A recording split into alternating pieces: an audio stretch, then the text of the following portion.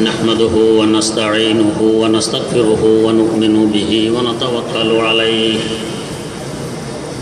ونعوذ بالله من شرور أنفسنا ومن سيئات أعمالنا من يهده الله فلا مضل له ومن يضلله فلا هادي له ونشهد أن لا إله إلا الله وحده لا شريك له ونشهد أن سيدنا ونبينا ومولانا محمدا عبده ورسوله أرسله بالحق بشيرا ونذيرا وداعيا إلى الله بإذنه وسراجا منيرا صلى الله تعالى عليه وعلى آله وأصحابه وسلم تسليما كثيرا كثيرا أما بعد فأعوذ بالله من الشيطان الرجيم بسم الله الرحمن الرحيم اليوم أكملت لكم دينكم وأتممت عليكم نعمتي ورضيت لكم الإسلام دينا صدق الله مولانا العظيم اللهم صل على سيدنا محمد وعلى آل سيدنا محمد كما صليت على سيدنا إبراهيم وعلى آل سيدنا إبراهيم إنك حميد مجيد اللهم بارك على سيدنا محمد وعلى آل سيدنا محمد كما باركت على سيدنا إبراهيم وعلى آل سيدنا إبراهيم إنك حميد مجيد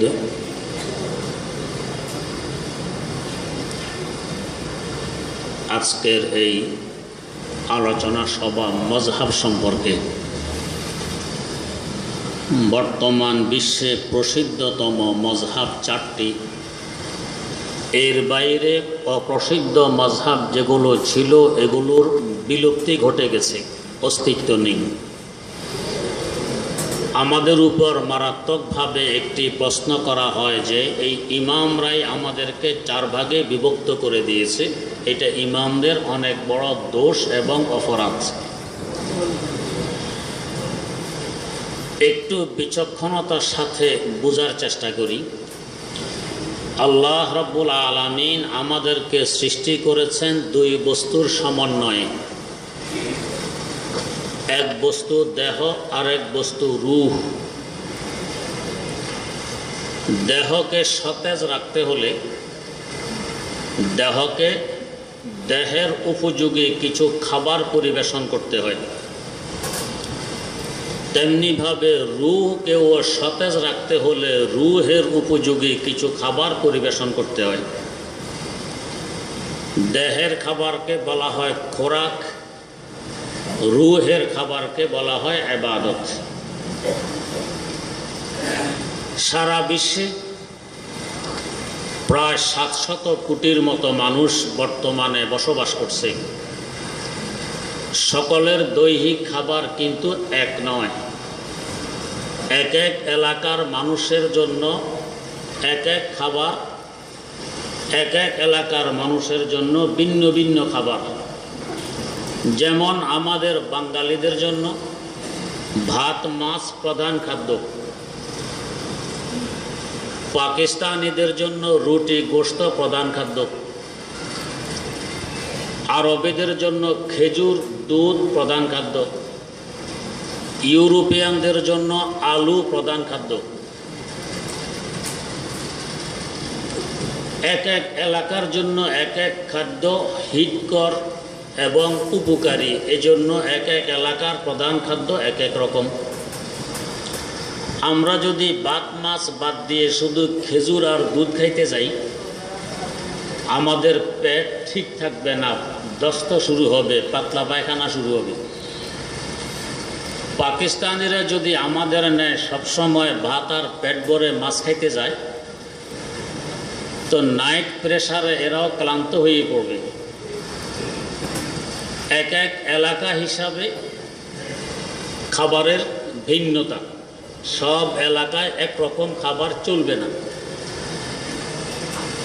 এখন যদি কোনো ব্যক্তি বলে কেন খাবারের ভিন্নতা হবে, বাংলাদেশের বাসিন্দারা যেমন মানুষ, পাকিস্তানের বাসিন্দারাও তেমন মানুষ, মধ্যপ্রাচ্যের বাসিন্দারাও তেমন মানুষ, ইউরোপ আমেরিকার বাসিন্দারাও তেমন মানুষ। ওরা কেন আলু খাবে, আমরা কেন ভাত খাবো? সকলের খাবার এক হইতে হবে, ভিন্ন হওয়া যাবে না। এই দাবি যদি কেউ করে, এই লোকটি কি জ্ঞানী হবে না পাগল হবে? পাগল হবে।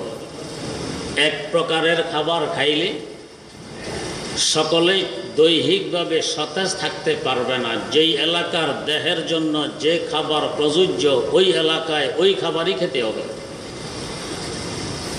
এখন এখানে আরেকটি প্রশ্ন দাঁড়ায়, তাহলে আমরা আলু খাই, ইউরোপিয়ানরা ভাত মাছ খায়, অথবা পাকিস্তানিরা খেজুর আর দুধ পান করুক আর আমরা রুটি আর গোশত খাই?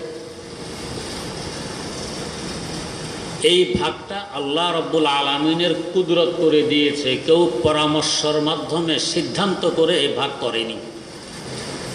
এটাকে শরীয়তের পরিভাষায় বলে তাকবিনিয়াত। আল্লাহর কুদরত ভাগ করে দিয়েছে, কেউ সিদ্ধান্ত করে পরামর্শ করেনি যে বাঙালিরা ভাত মাছ খাবে, ইউরোপিয়ানরা আলু খাবে। এবার আসুন রুহানি খাবারের বেলায়। রুহানি খাবারের নাম ইবাদত। এলাকার ভিন্নতার কারণে রুহানি খাবারের মধ্যে আল্লাহ পাক ভিন্নতা রেখে দিয়েছেন। সকল এলাকাবাসী রুহানি খাবার একরকম হবে না।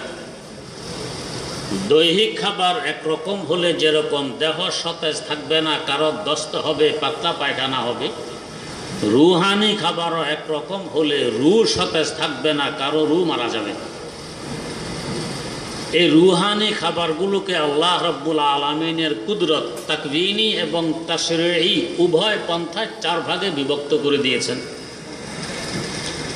না হয় দেখুন, ইমাম দারুল হিজরা ইমাম মালিক ইবনে আনাস রাহিমাহুল্লাহ জন্মগ্রহণ করেছেন মদিনায় মুনাওয়ারা, লেখাপড়া শিখেছেন মদিনায় মুনাওয়ারা, শিখাইয়েছেন মদিনায় মুনাওয়ারা, ইন্তেকাল করেছেন মদিনায় মুনাওয়ারা। কিন্তু তার মজহাব মদিনায় মুনাওয়ারায় নেই। তার মজহাব চলে গেছে পশ্চিমা বিশ্বে। তার মজহাব আছে তিউনিসে, তার মজহাব আছে স্পেনে, তার মজহাব ইউরোপে। কে ঠেলে নিয়ে গেল এই মজহাবটা? আল্লাহ পাকের কুদরত নিয়ে গেছে। ওই এলাকাবাসীর রুহানি খাবার ওনার মত অনুসারে প্রযোজ্য হবে।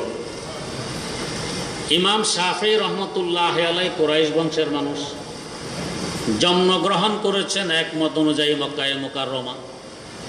তাহলে তার মজহাব থাকবে আরব দেশে মক্কা মদিনায়। কিন্তু ইমাম শাফির মজহাব মক্কা মদিনায় নেই, তার মজহাব চলে গেছে আফ্রিকা মহাদেশে। কে ঠেলে নিল তার মজহাব আফ্রিকায়? আল্লাহ পাকের কুদরত নিয়ে গেছে তাকবীনীভাবে। ইমাম আহমদ বিন হাম্বল রাহিমাহুল্লাহ জন্মগ্রহণ করেছেন ইরাকে, ইন্তেকাল করেছেন ইরাকে। তার মজহাব ইরাকে নেই, তার মজহাব হেজাজে মুকাদ্দাসে, মক্কায়ে মুকাররমা এবং মদিনায়ে মুনাওয়ারায়। কে ঠেলে নিল এখানে? আল্লাহ পাকের কুদরত। ইমাম আজম আবু হানিফা রাহিমাহুল্লাহ জন্মগ্রহণ করেছেন ইরাকের কুফা নগরীতে। তার মজহাব পূর্ব বিশ্বে, পাকিস্তান, হিন্দুস্তান, বাংলাদেশ, ইরান, ইরাক, এই সমস্ত এলাকায় তার মজহাব। কে এদিকে ঠেলে আনলো? আল্লাহ পাকের কুদরত। যে এলাকার জন্য যেভাবে রুহানি খাবার প্রযোজ্য হবে, রুহের জন্য উপকারী হবে, আল্লাহ পাক অটোমেটিক ওই এলাকায় ওই রুহানি খাবার বিতরণ করে দিয়েছেন এক এক মজহাবের নামে। এই মজহাবের ভাগটা ইমামরা করেননি, করেছেন আল্লাহ পাক। এক তো তাকবিনীভাবে করেছেন। তাকবিনিয়াতের উপরে কোনো দলিল চলে না, দলিল চা হইল বেওকুফি এবং আহমকি। তাকবিনী আর তশরীর ব্যবধান একটা দৃষ্টান্তের মাধ্যমে তুলে ধরছি। আল্লাহ মাফ করুক, কোনো যুবক জিনায় লিপ্ত হয়েছে, শরীয়ত বলবে হারাম কাজ করেছে, বিবাহিত হলে পাথর মেরে তাকে হত্যা করো, অবিবাহিত হলে 100 দোররা লাগাও। এটা শরীয়ত। তাকবিন বলবে জিনার মাধ্যমেও বাচ্চা জন্ম নিবি। কেউ যদি প্রশ্ন করে আল্লাহ পাকের উপরে যে আল্লাহ তো জিনা করছে, অবৈধ কাজ, হারাম কাজে লিপ্ত হয়েছে, তুমি এখানে বাচ্চা দিয়ে দিলে, এটা তাকবিন, এর উপরে কোনো প্রশ্ন চলে না। তেমনিভাবে এই মজহাবগুলোকে 4 ভাগে আল্লাহ পাক বিভক্ত করে দিয়েছেন তাকবিনীভাবে। এখানে কেন এই 4 ভাগ হলো, প্রশ্ন চলবে না। 2 নম্বর কথা, তাশরীঈভাবেও আল্লাহ পাক চেয়েছেন 4 ভাগে বিভক্ত হোক। যেমন তার একটি দৃষ্টান্ত, কেউ যদি তার স্ত্রীকে তালাক দিয়ে দেয়, স্ত্রীর উপর ফরজ হয়ে দাঁড়ায় ইদ্দত পালন করা। কিভাবে করবে? আল্লাহ রাব্বুল আলামিন কোরআনে কারীমে আয়াত নাযিল করলেন, ওয়াল মুতাল্লাকাতু ইয়াতারাব্বাসনা বিআনফুসিহিন্না সালাসাতা কুরু। তালাক প্রাপ্তা মহিলা 3 কুরু ইদ্দত পালন করবে। কুরু, কাফ রা ওয়াও, কুরু। এখন এই কুরুর কি অর্থ? ডিকশনারি আর অভিধান খুললে দেখবেন কুরুর অর্থ 2টা লেখা আছে। এক অর্থ হলো পবিত্রতা, আর এক অর্থ হলো হায়েজ, মিন্স ঋতু। এখন এখানে কুরুর অর্থ কি আমি হায়েজ মনে করব না পবিত্রতা মনে করব? ইমাম শাফি রহমতুল্লাহ আলাইহি কিছু দলিল ভিত্তিক বলেন এখানে কুরু মানে পবিত্রতা। ইমামে আজম আবু হানিফা রাহেমাহুল্লাহ কিছু দলিল ভিত্তিক বলেন এখানে কুরু মানে হায়েজ, ঋতু। 2 ইমাম 2 দিকে গেলেন। এখানে প্রশ্ন দাঁড়ায়, আল্লাহ পাক এই পেশটি কেন লাগাইলেন? কুরু না বলে যদি আল্লাহ পাকের উদ্দেশ্য পবিত্রতাই হয় তো সালাসাতু আতহার বলে দিতেন, কিংবা সালাসাতু তুহুর বলে দিতেন। আর যদি হায়েজ উদ্দেশ্য হয় তো সালাসাতু হিয়াজ বলে দিতেন। আল্লাহ পাক হিয়াজও বললেন না, আতহারও বললেন না, মধ্যখানে কুরু বলে ফেসলা কেন লাগাইলেন? তো বোঝা গেছে আল্লাহ পাক চান যে আমার বন্দাদের মধ্যে কেউ তুহুরের উপরে আমল করুক, পবিত্রতার উপরে আমল করুক, আর কেউ অপবিত্রতার উপরে আমল করুক। আল্লাহ পাকে চান 2 ভাগে বিভক্ত হইতে। এই জন্য 2 ইমাম 2 মত প্রকাশ করছেন। আল্লাহ পাকও কুরু বলে 2 মতের সুযোগ করে দিয়েছেন। না হয় আল্লাহ পাক আতহার বলতেন অথবা হিয়াজ বলতেন, হায়েজে বহু বছর। তো এই ভাগটা কোনো ইমাম করেনি, ভাগ আল্লাহ পাক করেছেন তাকবীনীভাবেও তাশরীঈভাবেও। আমাদেরকে প্রশ্ন করা হয়, আমরা তো ইমাম মানি না, আপনারা কেন মানেন? হাকিমুল উম্মত মুজাদ্দিদুল মিল্লাত হযরত শাহ আশরাফ আলী থানভী রহমতুল্লাহ আলাইহি এক লা মজহাবি এই প্রশ্ন করছেন। চিনে না যে ইনি মৌলানা আশরাফ আলী থানভী সফর করতেছেন রেলগাড়িতে। তো দেখছে মৌলবী, তো মৌলবী দেখলে অনেকের প্রশ্ন মনে হয়। তো এই বেচারার প্রশ্ন মনে হইল, প্রশ্ন করলো, হুজুর আমরা তো ইমাম মানি না, আপনারা কেন মানেন?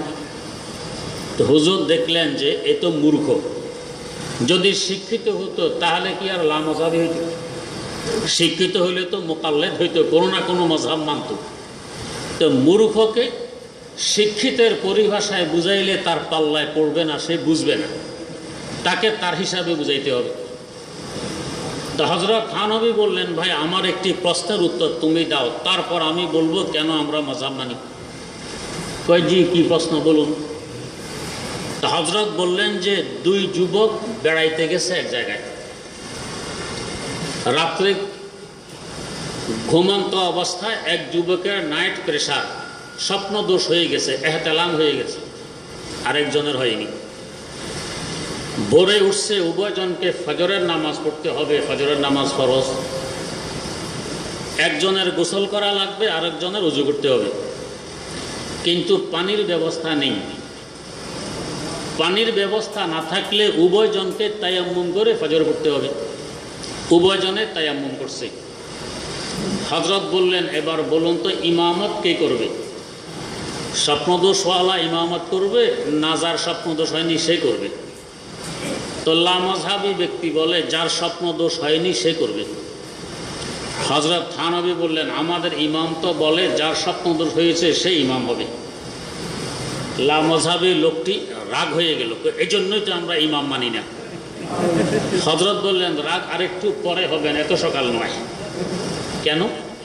তো হযরত বলেন যে দেখুন, একজনের উপরে গোসল ফরজ হয়েছে, গোসলকে শরীয়তের পরিভাষায় বলা হয় তাহারতে আকবর, বড় পবিত্রতা।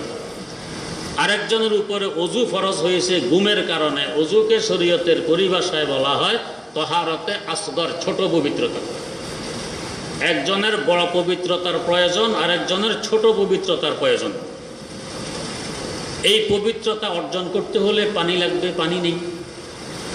তো পানি না থাকলে পানির নায়েব, পানির প্রতিনিধি আছে তায়াম্মুম, মাটি। উভয়জন প্রতিনিধি দিয়ে কাজ সারাই নিয়েছে। যে যত বড় তার প্রতিনিধিও তত বড়। প্রেসিডেন্টের প্রতিনিধি আর নায়েব কি হবে? চৌকিদার, প্রেসিডেন্ট হবে। আর চৌকিদারের প্রতিনিধি চৌকিদার হবে। প্রেসিডেন্ট যদি বিদেশে যায়, আরেকজনকে দায়িত্ব দিয়ে গেলে সেই লোকটা কি চৌকিদার হবে না প্রেসিডেন্ট হবে? প্রেসিডেন্ট হবে। আর চৌকিদার যদি বেড়াইতে যায়, রাত্রে গ্রাম পাহারা দেওয়ার জন্য আরেকজনকে দায়িত্ব দিয়ে গেছে, কি প্রেসিডেন্ট হবে? চৌকিদার হবে। তো চৌকিদারের প্রতিনিধি চৌকিদার, প্রেসিডেন্টের প্রতিনিধি প্রেসিডেন্ট। তো তাহারতে আকবর, বড় পবিত্রতা ধরুন প্রেসিডেন্ট, আর তাহারতে আসগর, ছোট পবিত্রতা ধরুন চৌকিদার। একজনের চৌকিদারের প্রয়োজন, আরেকজনের প্রেসিডেন্টের প্রয়োজন। এর জন্য পানি নেই, প্রেসিডেন্ট নেই, গোসলের ব্যবস্থা নেই। এর জন্য পানি নেই, চৌকিদার নেই, অজুর ব্যবস্থা নেই। উভয়জন কাজ সারাইছে প্রতিনিধির মাধ্যমে, তায়াম্মুমের মাধ্যমে। তো তাহারতে আকবরের প্রতিনিধি যে তায়াম্মুম হয়েছে, এটাও তো তাহারতে আকবর হয়েছে, বড় পবিত্রতা হয়েছে। আর তাহারতে আসগর, ছোট পবিত্রতা, অজুর প্রতিনিধি দিয়ে যে কাজ সারাইছে তায়াম্মুমের মাধ্যমে, এর তায়াম্মুমটা তো তাহারতে আসগর তথা ছোট পবিত্রতা হয়েছে। কয়জি? তো তাহলে একজন অর্জন করেছে বড় পবিত্রতা, আরেকজন করেছে ছোট পবিত্রতা। এবার বলুন, ইমামত কি বড় পবিত্রতাওয়ালা করবে না ছোট পবিত্রতাওয়ালা করবে? এখন লামাযহাবিওয়ালা চুপ। তো এই জন্য আমরা ইমাম মানি। এই বিচক্ষণতা আমাদের মধ্যে নেই, এটা ইমামদের মধ্যে আছে। আল্লাহ রাব্বুল আলামিন এই বিচক্ষণতা দিয়ে তাদেরকে দুনিয়াতে পাঠিয়েছেন উম্মতকে রাস্তা দেখানোর জন্য। তো তাই আমরা তাকলিদ করি, তোমরা করো না আর ভ্রষ্ট হও, উল্টাপাল্টা নামাজ পড়ে। তো আমরা এই জন্য তাকলিদ করি। যারা বর্তমানে আহলে হাদিস দাবিদার, আমরা এদেরকে লামাযহাবি বলি। লামাযহাবি বলাও আসলে কঠিন, আহলে হাদিস বলাও কঠিন।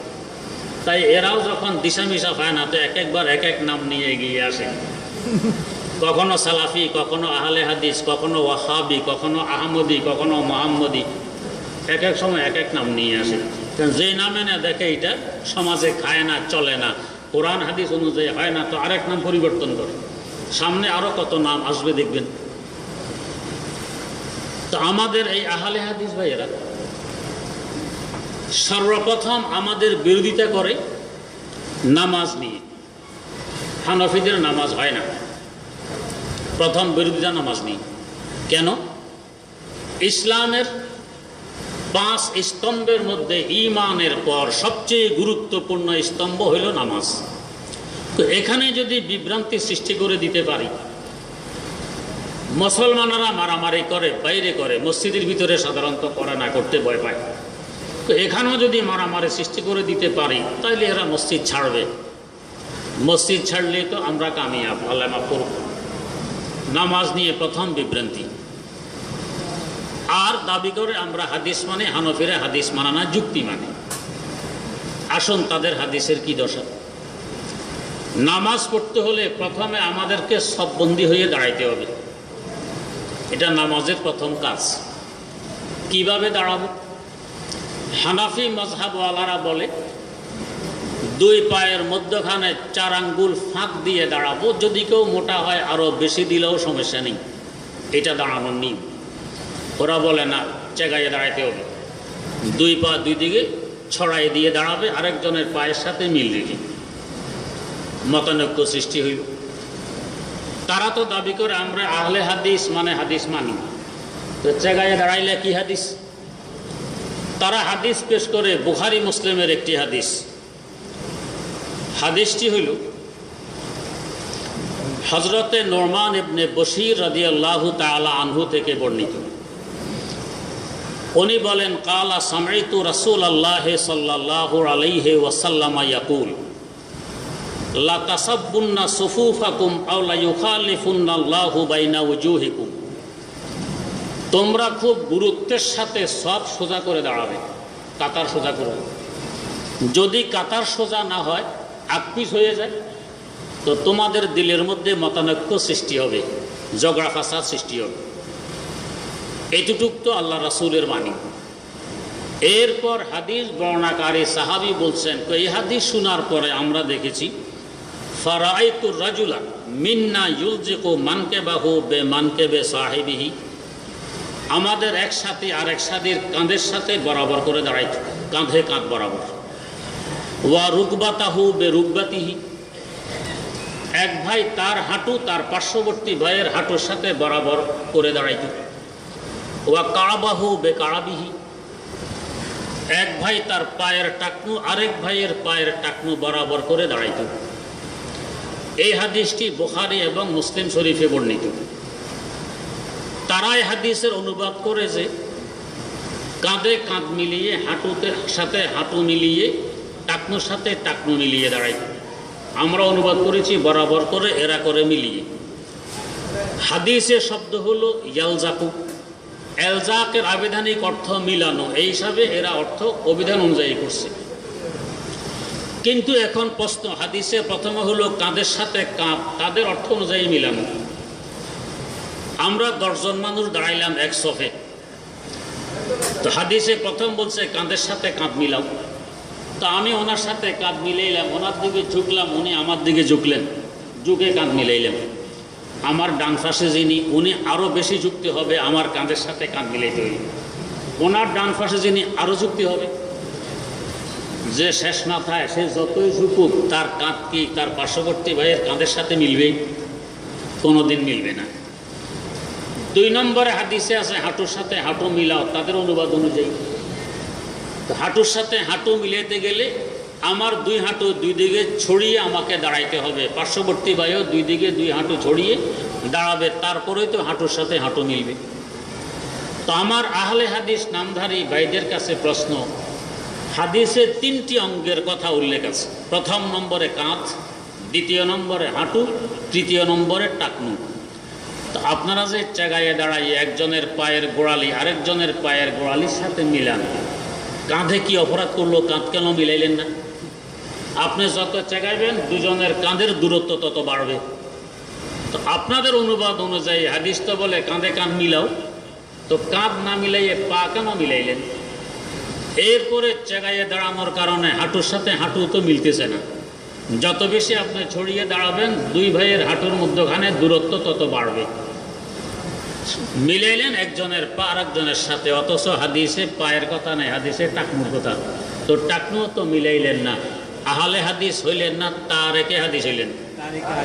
আপনার তো হাদিস ছেড়ে দিলেন। তারেক মানে যে হাদিস ছেড়ে দেয়, আর আহলে হাদিস মানে যে হাদিস আঁকড়িয়ে ধরে। তো আপনি তো হাদিসে যে 3টি অঙ্গের কথা আছে, একটি অঙ্গকে মিলাইলেন না আপনার পার্শ্ববর্তী ভাইয়ের সাথে, আহলে হাদিস কি করে হইলেন? এই জন্য বলে হাদিস বুঝতে হলে ইমাম মানা অপরিহার্য, তাকলিদ অপরিহার্য। না হয় হাদিস বুঝে আসবে না, হাদিস বুঝে না আসলে কোরআন বুঝে আসবে না, কোরআন বুঝে না আসলে কোরআন অনুযায়ী চলবো কি করে? এই প্রথম তাদের নামাজে দাঁড়ানোর অবস্থাটা সামনে তুলে ধরলাম। ওরাও কিন্তু হাদিসের একটা অঙ্গের উপরও আমল করে না, নাম দেয় আলে হাদিস। কাজ হলো হাত তুলে নিয়ত বাঁধব, তাকবীরে তাহরিমার সময় হাত তুলব। হাত তোলার ব্যাপারে হাদিস কয়েক প্রকারের আছে।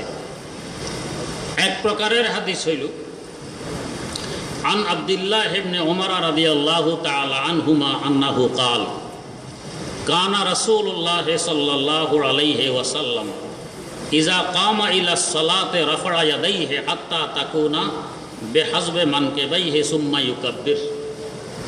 হাত তুলতেন কাঁধ বরাবর, এই এক হাদিস। এই হাদিসটি বুখারী এবং মুসলিমে আছে। কাঁধ বরাবর হাত তুলে নিয়ত বাঁধতেন। 1 2 নম্বর হাদিস আন ওয়াইল ইবনে হুজর রাদিয়াল্লাহু আনহু আন্নাহু قال রাআইতু রাসূলুল্লাহ সাল্লাল্লাহু আলাইহি ওয়াসাল্লাম হিনা ইফতাতাহা আস-সালাহ রাফা ইয়াদাইহি ফুরুআ উযুনাইহি আয় আলাহা, কানের উপর পর্যন্ত হাত তুলে তাকবীর বলছেন। এই রাওয়ায়াতটিও বুখারী মুসলিমের রাওয়ায়াত, দুই রকম গেল। 3 নম্বর রাওয়ায়াত, ইয়ারফাউ ইবহামাইহি ফিস সালাত ইলা শাহমাতি উযুনাইহি, কানের লতি পর্যন্ত হাত তুলে হুজুরে নিয়ত বাঁধতেন। 3 রকম পাওয়া গেল। আহলে হাদিস নামধারী ভাইয়েরা কাঁধ পর্যন্ত হাত তুলে নিয়ত বাঁধেন। বাকি 2 হাদিস, একটি কানের লতি পর্যন্ত আর একটি কানের উপর পর্যন্ত, এই হাদিসগুলো বুখারী মুসলিমের হাদিস, 2 হাদিস ছেড়ে দিল। তো 3 হাদিসের মধ্যে 1 হাদিস ধরলো, 2 হাদিস ছাড়লো। তাহলে বলেন ছাড়ার সংখ্যা বেশি না মানার সংখ্যা বেশি? ছাড়ার বেশি। এবারে আসুন হানাফিদের কাছে। হানাফি মজহাবের ইমামগণ বলেন যে 3টাই রাসূলের হাদিস, একটাও ছাড়া যাবে না। 3 হাদিসের উপরেই আমল করে নামাজ শুরু করতে হবে। কিভাবে আমল করব? হাত এমনভাবে তুলব যাতে বৃদ্ধাঙ্গুলির মাথা কানের লতি বরাবর হয়, এতে অন্য আঙ্গুলগুলো কানের উপর বরাবর হবে, হাতের তালুক কাঁধ বরাবর হবে। 3 হাদিসের উপরে আমল হয়ে যাবে। এটা হলো হানাফি মজহাব। তাহলে হানাফি মজহাবওয়ালারা 3 হাদিস মানলো, আহলে হাদিস নামদারিরা 2 হাদিস ছাড়লো, একটা মানলো। তো বলেন আহলে হাদিস বাস্তবে কারা? হানফিরাই তো আহলে হাদিস হইল, ওরা তো আহলে হাদিস হইল না, মিথ্যা দাবি হইল। 2 হাদিস ছেড়ে দিল। প্রথম নম্বরে পুরা হাদিস ছেড়ে দিল, দ্বিতীয় নম্বরে এসে 2টা ছেড়ে দিল। তো কি করে তারা আহলে হাদিস হইল? 3 নম্বরে হাত তো তুললাম, আল্লাহু আকবার বললাম, এরপরে বাঁধব কোথায়? বাঁধার ব্যাপারে 2 রকম হাদিস আছে। এক রকম হাদিস হইল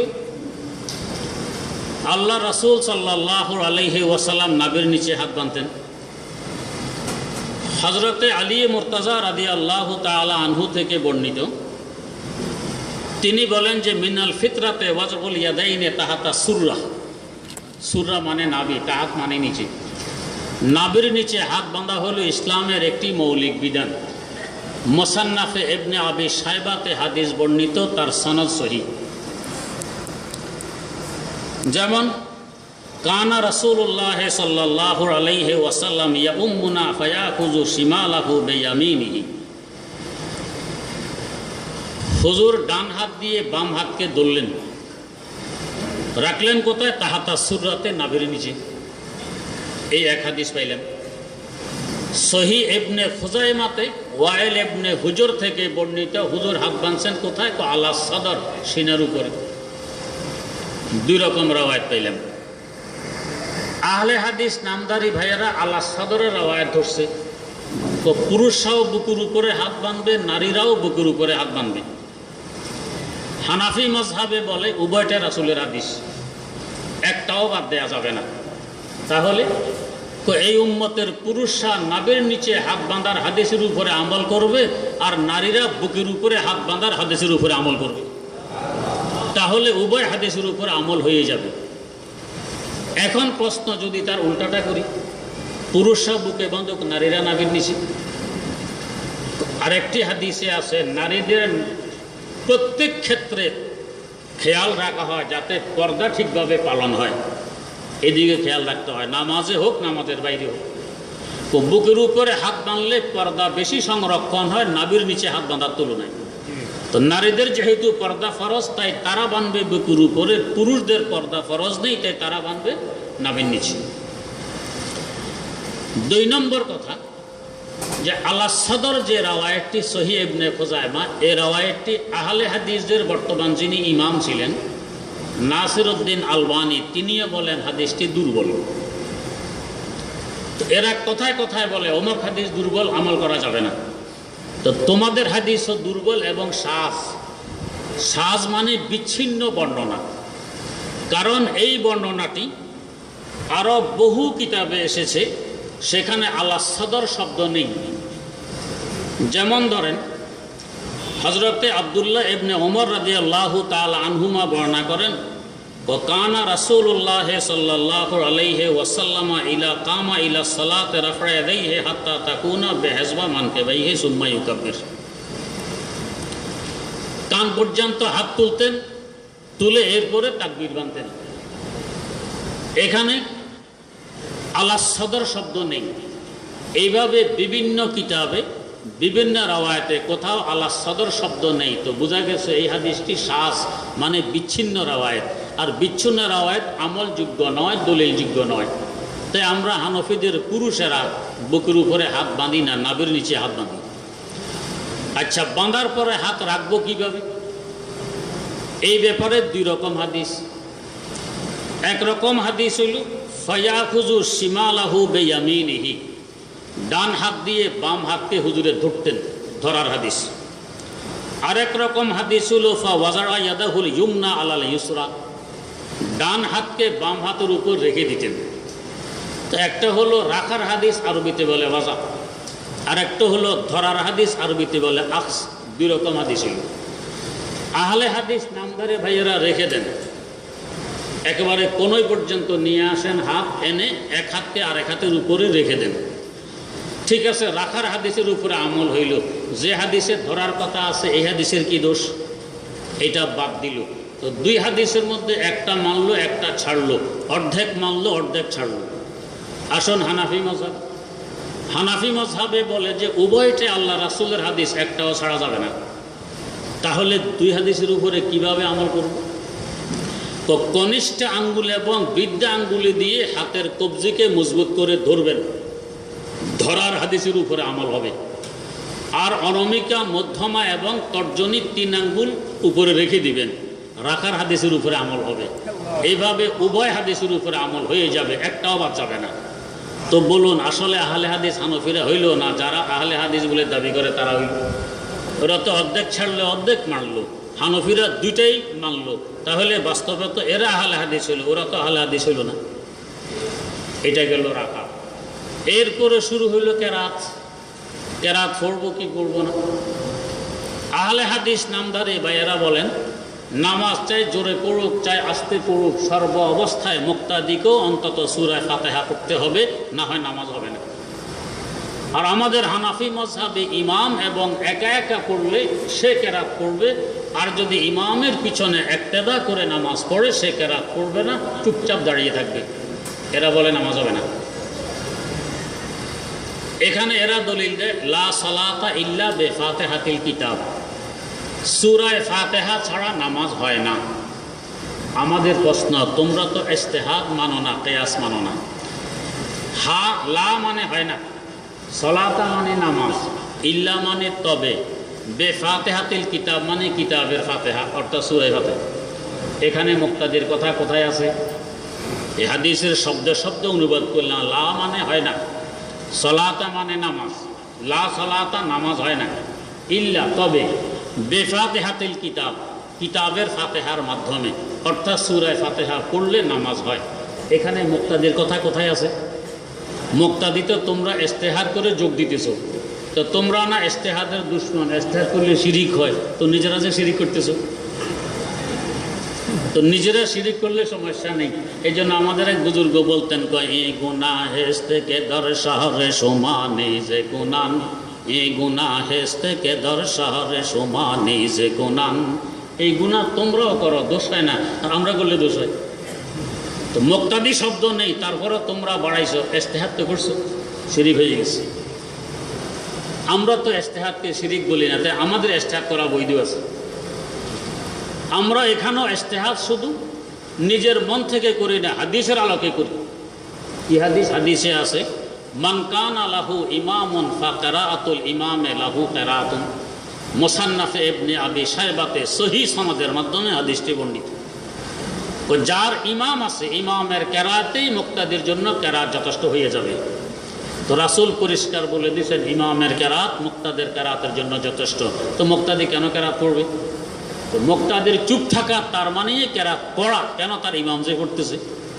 যেমন এখানে আপনারা ধরেন কয়েক হাজার মানুষ উপস্থিত আছেন, আমাদের মাননীয় উপজেলার চেয়ারম্যান সাহেবের কাছে একটি কথা পেশ করতে হবে, দরখাস্ত দিতে হবে।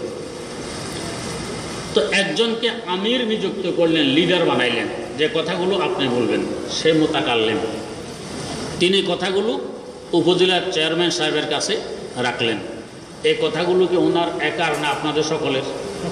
আপনাদের সকলের। যদিও বলছে উনি একা, কিন্তু কথা আপনাদের সকল। এখন যদি সবাই মিলে ওই কথাটি বলতে চান, এটা কত হবে না মিছিল হবে? তো মিছিল হবে। উপজেলার চেয়ারম্যান বলবে, আরে এরা কোন ক্ষেত থেকে উঠে আসছে, এরা কি শিক্ষা মিক্ষা আদব লেহাজ কিছু বোঝে না, সবাই কথা বললে আমি কাটটা শুনব। তা আল্লাহ রাসূলও বলে দিয়েছেন সবাই বলবে না, ইমামকে তোমরা নেতা নিযুক্ত করে দিয়েছ, তার কথাই তোমাদের কথা। মান কানা লাহু ইমামুন ফাকিরাতুল ইমাম লাহু কিরাতুন, তার কেরাতই তোমাদের মুক্তাদির কেরাতের জন্য যথেষ্ট হয়ে যাবে। তো মুক্তাদি কেরাত পড়লো না এ কথা বলা যাবে না, সেও পড়ছে। তাহলে লা সালাতা ইল্লা বিফাতিহাতিল কিতাব যদি মুক্তাদি শব্দ তোমরা স্টার্ট করে বাড়াও, আমরা এর বাইরে পড়িনি, আমাদেরও কেরাত হয়ে গেছে। 2 নম্বর কথা, কেরাত পড়লে সমস্যা কি? চুপে চুপিতে পড়বো, আস্তে আস্তে পড়বো, অসুবিধা কি? অসুবিধা হলো আমার আল্লাহ বলতেছেন ওয়া ইজা কুরিআল কুরআনু ফাসতামিউ লাহু ওয়া আনসিতু। সমস্ত মুফাসসিরিনে কেরাম, সমস্ত রিওয়ায়াত একমত যে আয়াতটি নামাজের ব্যাপারে অবতীর্ণ হয়েছে। তার মানে ওয়া ইজা কুরিআল কুরআনু ফিস সালাহ, যখন নামাজের মধ্যে কোরআন পাঠ করা হয়, ফাসতামিউ লাহু, তখন কান পেতে শুনবে। যদি আওয়াজ শোনা না যায়, ওয়া আনসিতু, চুপচাপ দাঁড়িয়ে থাকবে।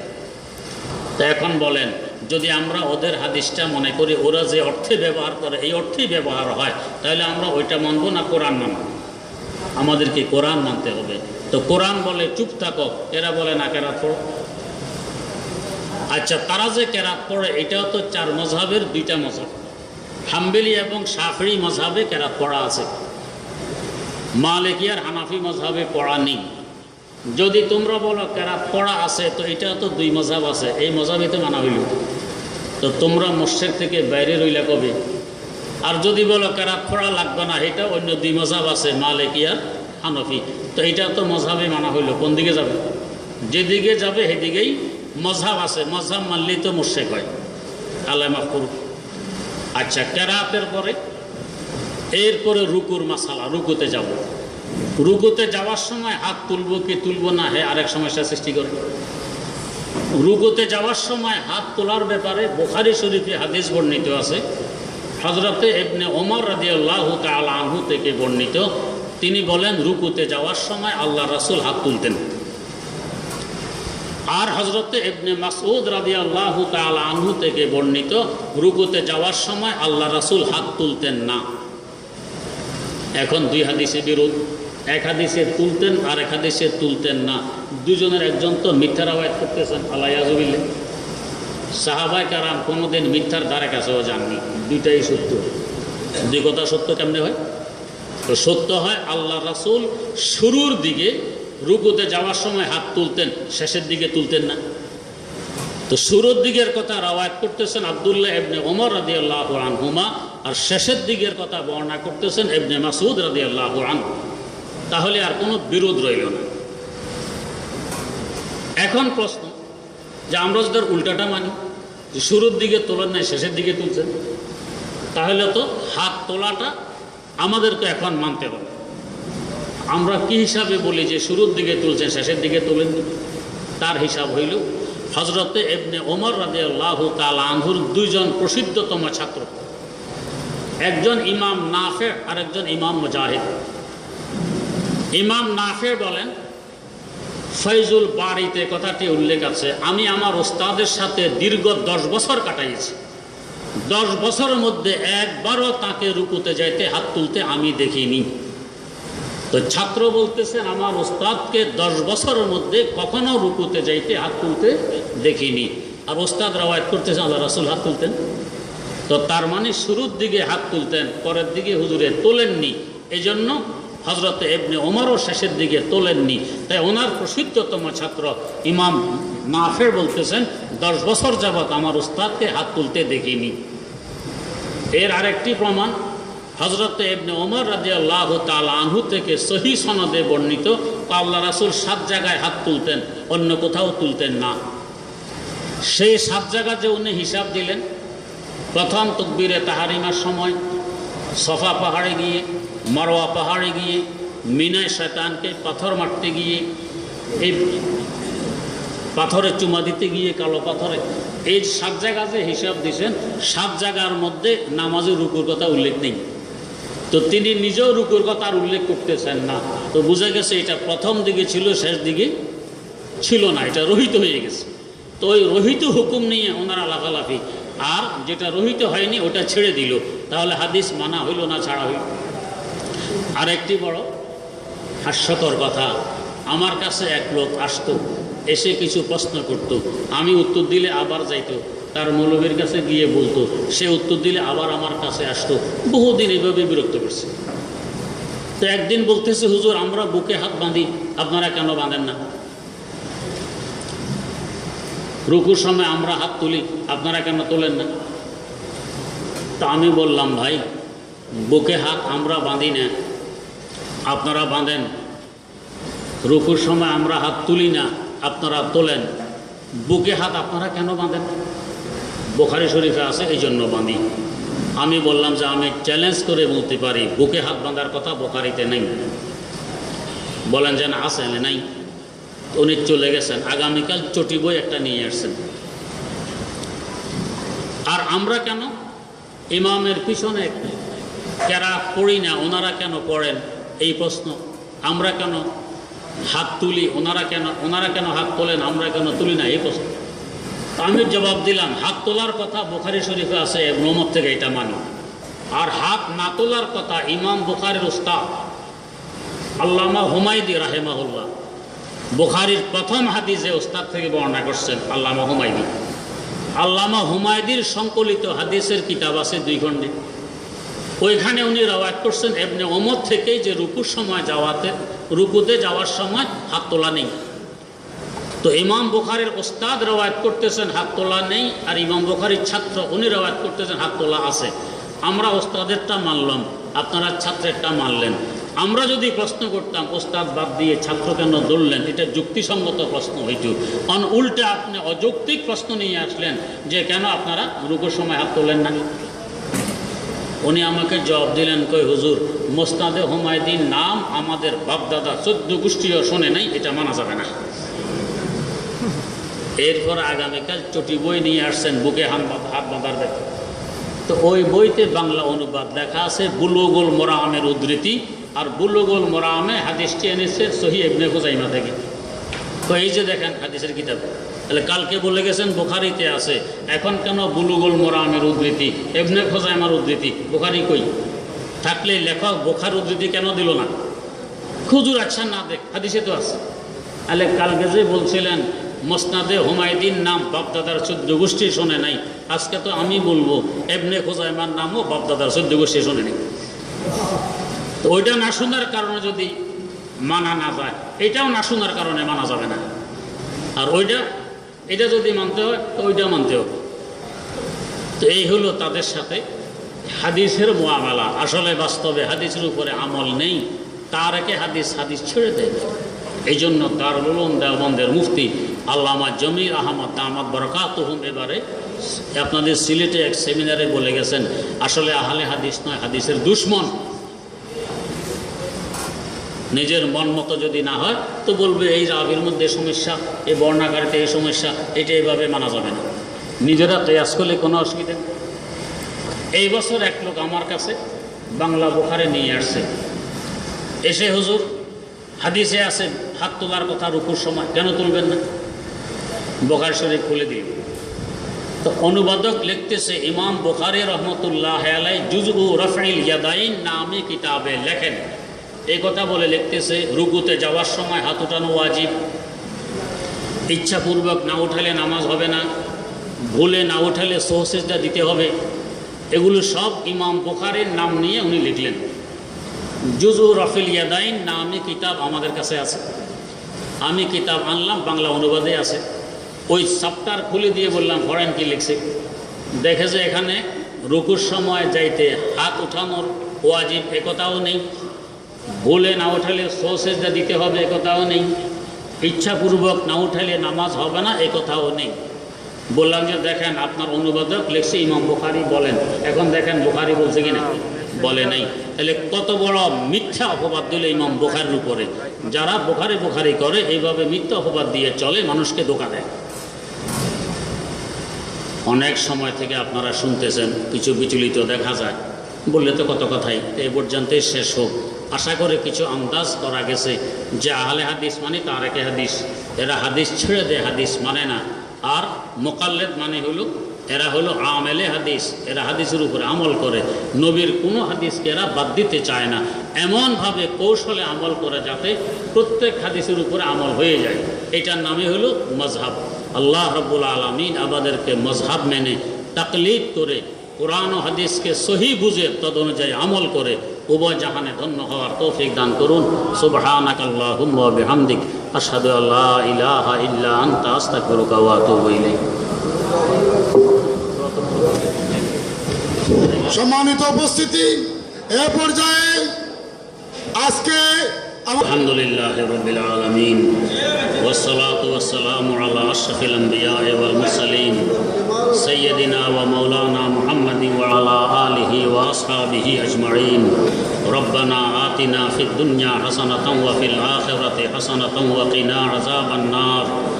রব্বানা যালামনা আনফুসানা ওয়া ইল্লাম তাগফির লানা ওয়া তারহামনা লানাকুনান্না মিনাল খাসিরিন। রব্বিরহামহুমা কামা রব্বায়ানি সগীরা, রব্বিরহামহুমা কামা রব্বায়ানি সগীরা। আল্লাহুম্মা আইন্না আলা যিকরিকা ওয়া শুকরিকা ওয়া হুসনি ইবাদাতিক ওয়া আলা তিলাওয়াতি কালামিক আনা আল-লাইলি ওয়া আতরাফান নাহার ওয়াজআলহু লানা ইমামান ওয়া নূরান ওয়া হুজ্জাতান ইয়া রাব্বাল আলামিন। আল্লাহুম্মা আরিনাল হাক্কা হাক্কান ওয়ারযুকনা ইত্তিবাআহ ওয়া আরিনাল বাতিলা বাতিলান ওয়ারযুকনা ইজতিনাবা। আয় আল্লাহ, কতগুলো গুনাহগার মানুষ বুক ভরা আশা নিয়ে কাঙ্গালের ন্যায় আপনার দুয়ারে হাত পেতেছি। মাওলা দয়া মায়া করে কারোর হাতকে খালি ফিরাই দিয়েন না, রহমত দিয়ে সকলের ভিক্ষার ঝুলিকে ভরপুর করে দেন। আয় আল্লাহ, যাদের উদ্যোগে, যাদের পরামর্শে, যাদের শ্রমে, যাদের দানে এবং যাদের সহযোগে আজকের এই অনুষ্ঠান অনুষ্ঠিত হয়েছে, আয় আল্লাহ আপনি অনুষ্ঠানকে কবুল করে নেন। এর খাতিরে হকের আওয়াজ দুনিয়ার আনাচে কানাচে ছড়িয়ে দেন। আয় আল্লাহ, পুরা সিলেটবাসীকে হকের উপর অটল থাকার তৌফিক দান ফরমান। আলেম ওলামার দেশ, পীর আউলিয়ার দেশ, আয় আল্লাহ তাদের খাতিরে আপনি আমাদের অন্তরের সমস্ত জায়েজ চাহিদাগুলোকে পূরণ করে দেন। সর্বপ্রকার বিপদ আপদ থেকে হেফাজত ফরমান। আমাদের মধ্যে আমাদের হিতাকাঙ্ক্ষী, শুভাকাঙ্ক্ষী, আত্মীয় স্বজনদের মধ্যে যত রোগী আছে সকলকে রোগ থেকে মুক্তি দান ফরমান। সুস্থতার সাথে দীর্ঘ হায়াত নসিব ফরমান। আয় আল্লাহ, এই সিলেটের জমিনের নিচে কত আউলিয়া আল্লাহ গাউস কুতুব শুয়ে আছেন, তাদের ফয়েজ ও বরকত আমাদের জন্য জারি ও সারি ফরমান। আয় আল্লাহ, আমাদের জীবনের সকল ন্যাক দোয়াগুলোকে কবুল করে নেন। আল্লাহুম্মা ইন্না নাসআলুকা বিখাইরি মা সাআলাকা আবদুকা ওয়া নাবিয়্যুক মুহাম্মাদুন সাল্লাল্লাহু আলাইহি ওয়াসাল্লাম ওয়া নাউযু বিকা মিন শাররি মা ইসতাআযা মিনহু আবদুকা ওয়া নাবিয়্যুক মুহাম্মাদুন সাল্লাল্লাহু আলাইহি ওয়াসাল্লাম। সুবহানা রাব্বিকা রাব্বিল ইজ্জাতি আম্মা ইয়াসিফুন ওয়া সালামুন আলাল মুরসালিন ওয়াল হামদুলিল্লাহি রাব্বিল আলামিন।